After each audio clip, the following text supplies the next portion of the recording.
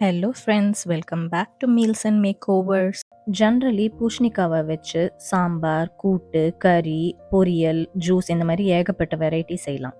ஆனால் இன்னைக்கு நாம சிம்பிள் அண்ட் ஈஸியான பூசணிக்காய் சாம்பார் தான் பார்க்க போகிறோம். வெள்ளை பூசணிக்காய் சாப்பிட்றதோட ஹெல்த் பெனிஃபிட்ஸை இந்த வீடியோவோட எண்டில் அட்டாச் பண்ணியிருக்கேன். மிஸ் பண்ணாமல் பாருங்கள். சாம்பார் செய்யறதுக்கு என்ன வேணும்னு பார்த்துடலாம் வாங்க. கரைச்சி வச்ச நெல்லிக்காய் சைஸ் புளி, கடுகு, மஞ்சத்தூள், பெருங்காயத்தூள், சாம்பார் பவுடர், உப்பு, 3/4 கப் தூர்தால், 1/4 கப் மூங் தால், ரெண்டும் சேர்த்து 1 கப் வர அளவுக்கு எடுத்துக்கோங்க.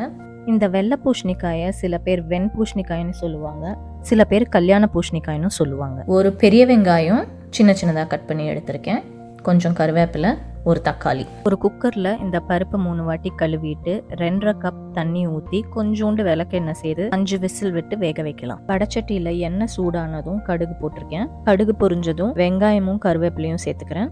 வெங்காயம் சீக்கிரம் வதங்குறதுக்கு கொஞ்சம் உப்பு ஆட் பண்ணிக்கிறேன். 1/2 டீஸ்பூன் மஞ்சத்தூள் சேர்த்துட்டு ஒரு 2 நிமிஷம் வதக்கலாம். இப்போது தக்காளி சேர்த்துக்கலாம். 2 table spoon sambar powder. Masala அடி பிடிக்காம வேகிறதுக்கு 1 கப் தண்ணி ஊற்றி ஒரு 2 நிமிஷம் வதக்கிக்கலாம். எண்ணெய் பிரிஞ்சு வர ஸ்டேஜில் வெட்டி வச்சிருக்கிற பூசணிக்காவை ஆட் பண்ணிக்கலாம்.